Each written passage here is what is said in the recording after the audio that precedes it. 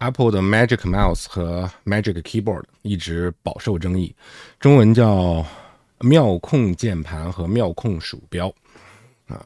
那喜欢的人特别喜欢，不喜欢的人特别不喜欢。那今天我就从我自己的使用体验和一些感悟跟大家分享一下我是怎么来看待 Apple 的这个键鼠套装系统的。各位好，我是 Spike， 欢迎来到今天的 Vlog Day。那这个就相当于是填充我们 Vlog Day 的话题了。但其实说到 Vlog， 最近我正在改装我的自行车啊，但是这事儿反正往后放一放吧。我相信我频道的观众也更喜欢听这个关于今天我选择的这个话题。先说一下这个鼠标吧 ，Magic Mouse 这个是争议性更大的。其实大家不要忘了，它还有一个叫 Magic Keyboard， 不是叫 Magic Trackpad， 对吧？就是那个妙控板、触控板。这个反而没太大的争议。为啥这个没争议呢？其实我觉得呀，倒不是因为它设计的好与不好，它的性能强与不强，还真不是因为这个。它没争议的主要原因，我个人认为就是因为没有竞争产品，没有竞品。因为很少有其他的厂商和品牌，即便是像罗技这样专注于生产可能是这个世界上最优秀的键盘跟鼠标的产品的这样的一个厂家，它目前来讲，起码我还有没见到它能够生产出专门的台式机触控板这个东西，没见到。那更别提其他的电脑生产厂家了，那它更不会给自己的台式机去选配或者标配一个触控板，起码我也没见到，都是在笔记本电脑上迫不得已介于这个空间的局促给你放一个触控板。而我个人在 Windows 触控板的体验来讲也是非常的难用的啊，所以这就是为什么用 Windows 笔记本的用户他会天然的认为买笔记本的时候配一个外置的台式机鼠标是标配。那带着这样的一个购买习惯和使用习惯，在他们去购买人生当中的第一台甚至是第二台 Mac 的时候，他还是会觉得买笔记本理应配一个鼠标。所以这个是 Mac 的话题，我们后面再聊。我们今天单独重点是聊鼠标，因为触控板用的人也少，没有竞品，你去批它也批不掉什么，你去包它那也就是这样，是吧？但是鼠标跟键盘就不一样了，是个电脑台式机都配鼠标键盘，那是一个生产电脑外设的，基本上都或多或少都会涉及鼠标键盘的业务，而但凡用电脑的人，他也离不开鼠标键盘。那这样的话呢，鼠标键盘这个产业就被推到了一个话题的热点上面。有很多的鼠标键盘爱好者，其实我个人认为鼠标键盘真的还蛮重要的。在这边给大家插一个话题啊，我在早年学生时代就经常被亲戚朋友同学拉去帮他们配电脑，你知道就是那是什么时代了？2000年的时候，2000年前后吧，我经常是免费的给人家做这个事情。当时我就有一个观点啊，在你配电脑的路上，比如说要去那个什么各地的电脑城啊，是吧？然后可能呢有的时候下午去吧，中午先吃个饭，请你吃个饭，就免费请你吃个饭嘛，是吧？就是但凡有聊到配电脑这件事情的时候，当然在他们配之前啊，因为配置后也聊过，但配置后意义不大了，你已经买了嘛，是吧？那在配之前聊到配电脑这个事情的时候，我都会跟他们去讲说，你们找我配电脑，应该大概率上是对这个什么 CPU 啊、芯片啊怎么选啊，自己心里没谱，对吧？不太了解，而且呢，对这个什么电脑城、科技市场里面的这些弯弯绕啊这种门道不是那么的清楚，想找我一个内行来去推荐一下。那更多的是呢，就是帮他们去选择硬件配置，在这个性能和价格之间找到一个最好的平衡点。我想大部分请别人来帮忙装电脑或者买一些科技产品都是出于这种目的。但是在那个时候，我就跟所有的要我帮他配电脑，但凡我能说得上这个话题的，我就会说，你要注重人机互交的这一部分。很多时候我会认为，如果你配一个普通的家用电脑，没有什么特别的需求的情况下，在那个时候也是这样啊。因为大家都开在一个厂子里面，互相竞争，价格已经相对来说比较透明化了。那我帮你去看一看，就是预防你用正品的价格买到假货，对吧？我觉得这个是最重要的。但是如果你要保证了正品的前提下，你希望把你的这一部分预算去分配在不同的配件上面，那我个人建议你可以多分配在键盘、鼠标、显示器这个上面，会偏重的多一点。因为机箱里封的东西其实是你看不到的，你其实差也差不到哪里去，除非你有特别的需求。但大家想想看，在2000年的时候有什么特别需求啊？其实这个需求量不是很大的嘛，大家的电脑各家的其实都大同小异嘛，你家的跟邻居家的、同学家的差在哪里去？没差在哪里去嘛。所以我觉得你把更多的钱放在你可以购买一个稍微贵一点的人体工程学的键盘跟鼠标，这个长期看来对你是非常有帮助的。那事实也证明，当年听了我这句话的基本上都受益于我这句话。他可能电脑机箱升级过好几次了，但他那个鼠标键盘还一直留着。这也就催生了蛮多的鼠标键盘的爱好者，包括当时键盘有一次改革，就是从那个键程比较长的那种传统键盘过渡到键程比较短的所谓巧克力键盘这一种。那很多人就是会怀旧嘛，其实我不太赞同怀旧这种心态啊，但是毕竟很多人会怀旧，那他在那个变革的期间呢，就会更加的偏向于原来那种高键程的大键帽的那种。我家里现在还保留着那样的这个鼠标键盘，那个键盘。但是呢，当我发现我习惯了这种小型的，就是键程短的，你甭管它是剪刀式还是蝴蝶式还是巧克力式，对吧？就是说白了就是短键程，你不用按那么长的距离就可以触发它。你习惯了这个，特别是当触控屏涌入到大家的生活当中之后，我就发现你再回去用那个长键程的键盘啊，我已经非常不适应了。不适应到什么程度呢？就是完全影响打字了。我个人体验啊，就是当你的手在不同的键盘上去移动的时候，你会造成什么？因为你已经习惯了短键程嘛，那你一个长键程的摁下去之后，你抬起来的时候，你就习惯于不抬那么高，因为你短键程的键盘你不用抬那么高呀，你手指的移动距离，比如这是一个平面，你手指的移动距离就这样就可以打字了。但是长键程你可能要这样，对吧？才是一次敲击。那你移动的距离长，就代表你打字的速度慢，而且很多时候我按下去之后，我习惯性的不抬那么高，这个时候我移动到下一个按键的时候，就会被不同的按键给挡住，我的手指会被按键磕碰一下。就我很讨厌这种感觉，就完全已经没办法适应早年的那种长键程，你甭管是机械键盘还是怎么样。不好意思啊，所以现在的这个机械键盘的爱好者也分为青轴红轴嘛，就是有一个键程长一点的给真正的传统爱好者，还有键程短一点的给普通的。但其实机械键盘就是就算键程短的那个，我还是觉得不太适合于普通的打字。当然我知道对于游戏玩家，他主要是需要多触发啊，那这个就是另外的需求。但是至于多触发这种事情，我因为不打游戏，不那么打游戏，我自己也不是特别的了解和有体会，所以我觉得这个地方呢，我没有发言权。所以我的分享呢，主要还是针对于普通的使用。目前来讲，对于键盘来说，我绝对是赞成这种短键程的，而且小巧迷你的。原来我还比较热衷于数字键盘，就是小键盘，键盘得是超长的那种啊。但现在呢，我也觉得不热衷了。那个东西呢，看起来好，实话实说，你用得到的时候，比如说你在电脑上打一个计算器，那是真的好用。但是理性的去想一想，你多久能在电脑上用一次计算器呢？你就为了那个很小概率的事件，把你的键盘扩长出去那么多，占用你宝贵的桌面空间。我们为什么用台式机？我个人认为用台式机在人体工学上面有一个最大的优势，就是它帮你省桌面空间。当时我在 Apple Store 工作的时候，我推荐一些顾客来买台式机，他是买笔记本的，我说你可以考虑一下台式机。然后他说为什么？我说台式机的优点是帮你省桌面空间，让你一边用着电脑，还一边能放个本在那写作业。他刚开始很不理解，因为正常人不能说正常人，就是大部分普通人，他的想法是台式机又大又笨，它怎么变成了省空间的了，是吧？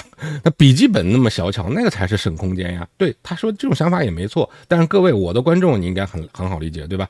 我的定语是加在前面的，我说的是省桌面空间，我没有说它整个的尺寸。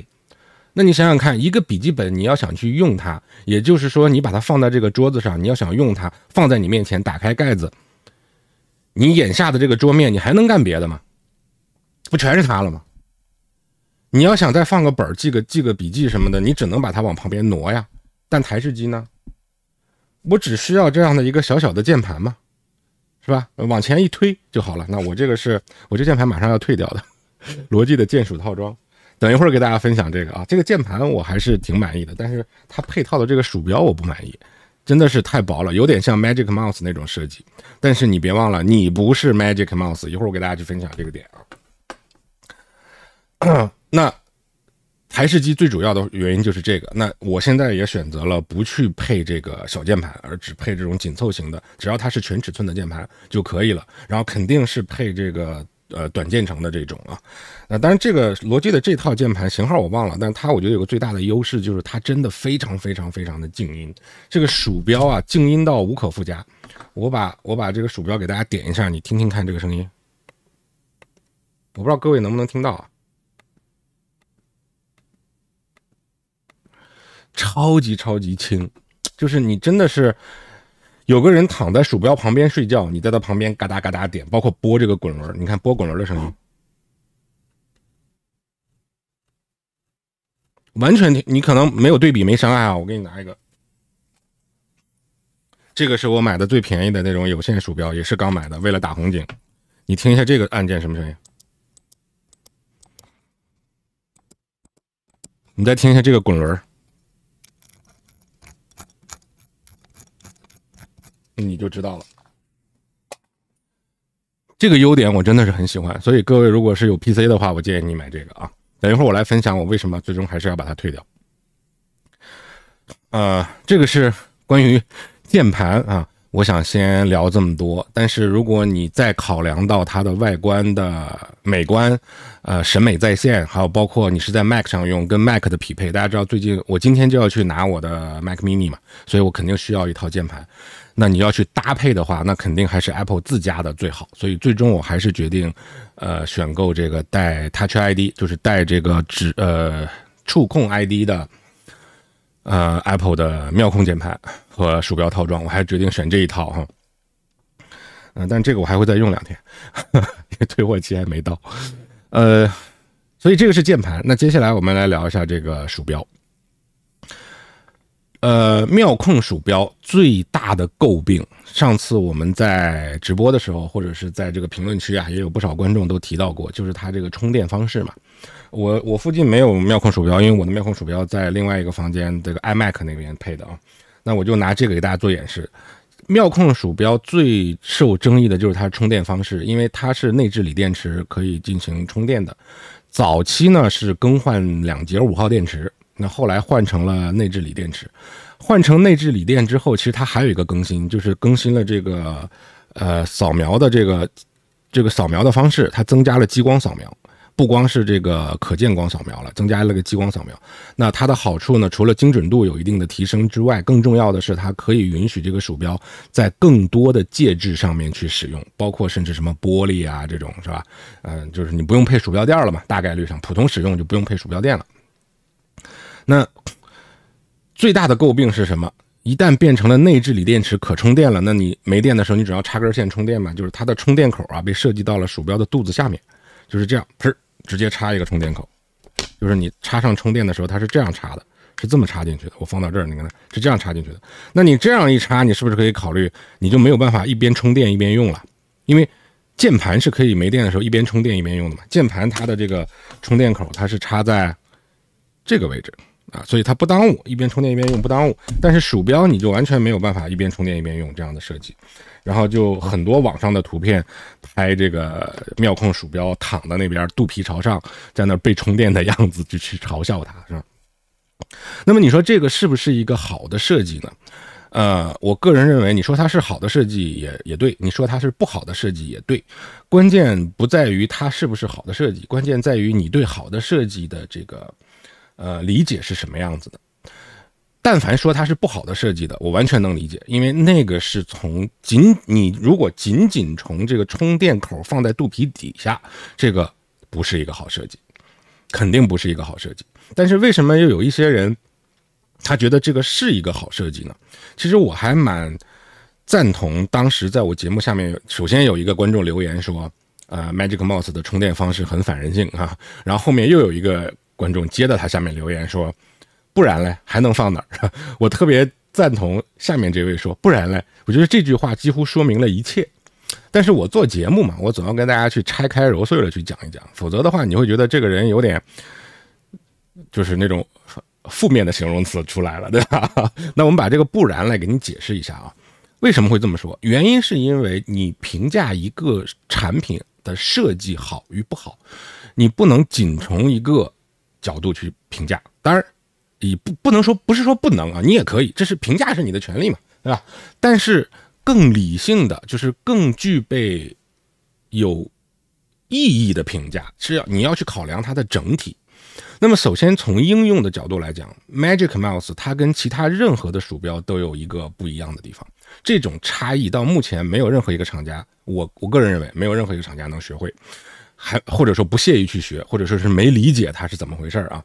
是什么呢？就是 Magic Mouse 它的表面的那层玻璃面板，它其实是一个触控板，这个很少有人去学，可能学了也用不起来吧，只有在 Mac 上能够配得起这个硬件，是吧？你在 Windows 上你配个触控板，其实除了滑动这个翻页也没有什么别的用处了嘛。那它既然前面配的是一个触控板，那它就必须保证它的整个的正面，这个不好意思啊，这误触了一下，整个的这个正面都是光滑的，因为妙控鼠标它整个正面都是玻璃的，一个弧形的将近扁平的弧形玻璃嘛。那你绝对不能把充电口放到上面，那你那个触控板上挖个洞，那还怎么触控啊？那就像在这个 iPhone 屏幕上挖个洞，还怎么样啊？就算是大家就说的这个刘海，那也不是挖个洞啊，那只不过是那个地方不显示嘛。那你保证触摸的平面，它最起码要是平的嘛，对吧？所以正面肯定不行。然而妙控鼠标有一个按键，它前面是要有按键按下去的，那就代表了什么？它的这个正前方不能用充电的。那如果给你后方放充电呢？我觉得这也不行，因为它是一个弧形，你不管放到前面放到后面，那弧形的前面跟后面都是很窄的，根本放不下。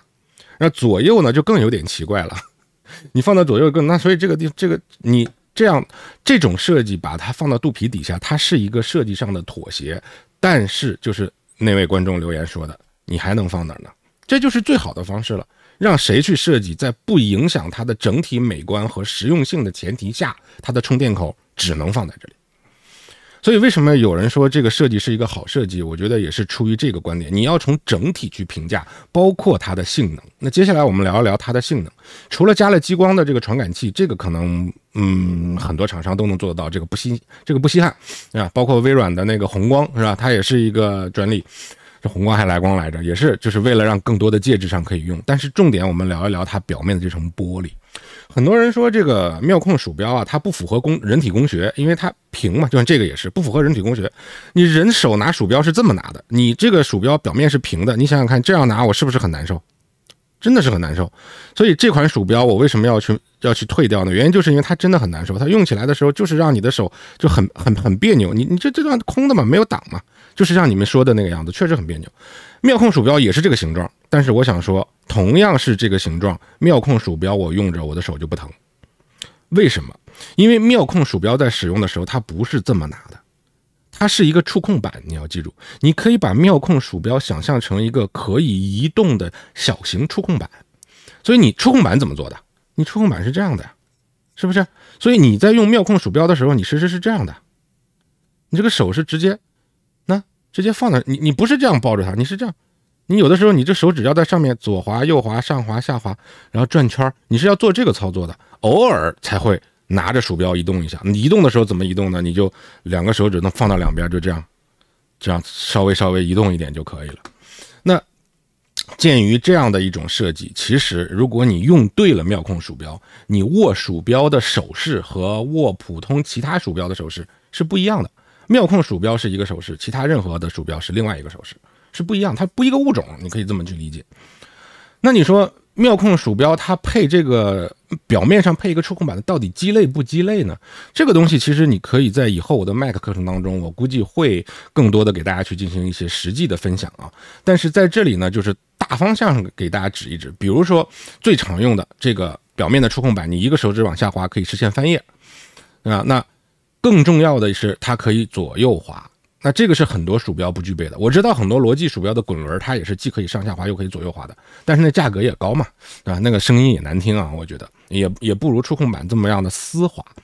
没有左右滑的功能，在我们用电脑的时候，起码对我来说有一个非常大的弊端，就是我在做视频剪辑的时候，我没有办法通过滚轮去滑动时间线。这个真的太要命了！我每次要在时间线上左右查找做一些东西的时候，必须把鼠标指针挪到那个叫什么滚动条上面，按住再去左右拉。所以你会发现这样的操作就造成了普通的鼠标，它会更加频繁的要求你去在桌面上移动鼠标的位置。那你没办法了，你只能考虑人体工学了。但如果我是妙控鼠标呢？我鼠标根本就不用动啊，我也不用把指针放在这个滚动条上啊，我也不用再去按住滚动条之后，然后再去移动鼠标的位置去改变我的这个时间线啊。我只要把我的一个手指放在这个妙控鼠标的玻璃面板上，轻轻的左右这么一拨了，实现了，鼠标全程没动。你有没有发现？所以其实它的这个使用体验跟你真正用普通的鼠标是完全不一样的。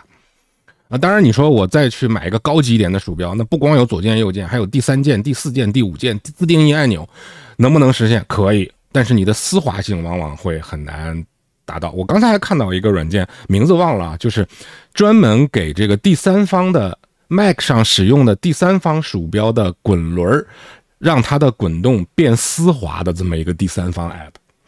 我都想笑出来，是吧？我说这个赚钱的点真的是想得到位啊。所以说从这个角度分析，我们就完全能够理解 Magic Mouse 为什么是经典的设计，那么多人喜欢它，但是仍然有那么多人就不喜欢它。我觉得这个争议点跟 Mac 电脑的位置是一样的，喜欢 Mac 的就是特别喜欢，不喜欢的就是完全没办法进入到它的世界里面啊。这也是我们做这个频道和这个节目的意义之一嘛。那还有第二个，就是我真的是要充电的时候怎么办？那你可以说，那你这个都挺好的，我前面你聊的我都认同，但是我总归要充电吧？那你如果说是你充电的时候就不能用，我姑且可以忍受它屁股朝上充电难看，好，充电这会儿我就不看了。那这个时候我要用怎么办呢？那难道我只能还设个计时器，或者养成一个习惯，像 iPhone 一样的，没事去看一看我的鼠标还剩多少电？是的。我首先想说是的，因为你用的是无线的鼠标嘛，那很多时候你比如说像我们在 Apple Store 每天关店之前，所有的无线设备都是要插上电充电的，所以它不会存在这种没有电的情况。那如果你养成了下班之前也给它充上电，或者睡觉之前给它充上电，那就完全不会有这样的问题。当然我知道人都是懒的，我比你们肯定是更懒的那一个，所以我也不是每天给鼠标键盘充电的，我也觉得这有点吃饱撑的了，对吧？但是很多时候你是可以通过 Mac 的菜单栏去看到鼠标电池电量低的，或者你连耳机的时候偶尔看一下都可以。那就是还是自己在大脑当中规划一下它的充电时间，或者说大概到1个多月了，觉得没充电想起来了不用的时候，对吧？就把它插上充一充，这个是可以的。但是重点我想给大家说的是第二个，很多人不知道 Magic Mouse 是最早支持快充的一款鼠标，你们知道吗？比 iPhone 早很多。为什么它支持快充？其实就是因为 Apple 在设计这个鼠标的时候，它已经考虑到你充电的时候不能用了。好，那么快充快到什么程度？假如说我就是在这个电量关注这方面不行，我的脑子就缺根弦，我就不想看这个电量，我就每次都是把它用到没电了不能动了，不得已了我只能插上充一个电了。那你这不是强迫我休息吗？换句话说，强迫你休息休息也挺好的。像您这么这个工作如命的，对吧？也要爱惜一下自己的身体啊。那你鼠标充电的时候，您休息休息，这不也挺好的吗？为你健康考虑，是吧？好，那个是半开玩笑，但也有一定的意义啊。用电脑的时候注意休息。好，那接下来，如果真的到了这个时候，你说我这个鼠标 Magic Mouse 是支持快充的，它快到什么程度？可能很多人不知道，快到什么程度？充电2分钟充电2分钟啊，2分钟可以连续使用9个小时，2分钟9个小时，意味着什么？你一天工作8个小时吧，上班，今天突然刚上班发现没电了，2分钟哎，什么概念？整理一下桌面，干点什么2分钟就没了，你完全没电，好，翻过来啪一插2分钟，然后拔掉之后用到下班，下班的时候总归记得充电了吧？那我再不记得，明天早上再2分钟。所以你看，这个是真的很多人不知道，2分钟9个小时的连续使用时间。当然我没有死乞白赖测试过啊，那你说2分钟9分钟，我就把它用到没电，我掐着表充2分钟，拔掉，我看你能不能撑到9个小时。我没试过。你如果问我它的可信度有多高呢？我直接回答可信度不高。我觉得2分钟9个小时绝对不可能。但是2分钟3个小时可能吗？2分钟5个小时可能吗？你这总是可以去安排一下的嘛，对不对？所以这起码来说2分钟的时间，它不会耽误你做太多的紧急的事情嘛。那这个就我觉得就已经是非常好的一个考量了。所以这整个的东西整合在一起，起码来说，我根据自己的体验和我自己根据自己的经验下的结论是， Magic Mouse 如果你是用 Mac 的话，它还真的仍然是 Mac 配鼠标的最佳选择，包括 Magic Keyboard。你可以说就是 Magic Keyboard 它会有更多其他的品牌做更多，比如说台式机的这个键盘，它其他品牌可能会做背光，是吧？可能会做不同的颜色，可能会做更长的续航，也有支持 Mac 的版本，它的键序是跟 Mac 的键序是完全一模一样的，有没有？有，当然你可以选择这些，完全没问题。但是目前来讲，我好像还没有看到一个台式机的 For Mac 的键盘是有触控 ID 的。所以虽然我跟大家说，很多时候我是带着手表解锁，我今天就没带，因为昨天晚上睡觉硌着了，有点难受，今天就不想带了。那么这个时候，当我要解锁我的 Mac 的时候，我就是不是只能输密码了？那这个时候如果我要有一个指纹的话，这个就非常好。而且大家不要觉得指纹或者 Touch ID 或者是面容 ID 它就一定只是给设备解锁的时候用，其实它存在于你设备使用过程当中的方方面面。比如说我下载一个软件要安装比如说我要登录一个网站，我要通过我的密码 App 去帮我输入密码，比如说我要自动填充一个我的家庭地址等等等等，在你电脑使用过程当中的这些方方面面其实都是需要认证的。但如果你有一个 Touch ID 或者在手机的使用的时候有一个 Face ID 去认证的话，那么这种认证对于这个设备的主人来说，他就可以做到几乎是无感的。在无感认证的前提下，它又能够保证你的数据安全，这个是非常了不起的事情。因为这个东西本来是冲突的，方便跟安全本来是冲突的嘛。那这个就是非常了不起的事情。但是如果你一旦失去了这些生物认证，你只能靠输密码的话，你就会发现每次输密码你心里面都会一下，真的很烦，对吧？真的很烦。好，那今天就是跟大家 Vlog Day 随便聊聊天啊，跟大家去分享一下上次我一直遗留在心头的一个小疑问，就是我上次直播的时候跟大家说了，我说这个 Magic Mouse 好像有一些说法是设计还是不错的，我忘了他怎么说的，当时没看，但是呢我就还是憋不住自己翻了翻看了看所以今天把这个我自己学习到的和我的这个个人的使用体验，以及我这是拿人民币选票我真金白银的告诉大家，我过2期节目可以给大家去看我是不是会把这个换掉我买这个其实就是为了配我今天将要去提货的 Mac mini 的，但是我首先在我的 MacBook Pro 上面外接显示屏用了大概1个礼拜，我就越往后越决定还是不行还是要回到我们的魔法键盘鼠标的这个怀抱当中去好了，感谢各位的观看跟关注。还再提一嘴吧，我们的 Mac 系列开播以后我们的会员节目会越来越精彩如果有条件有能力的朋友可以考虑加入我们的大口吃肉会员感谢各位半个小时的陪伴，我们下次再见。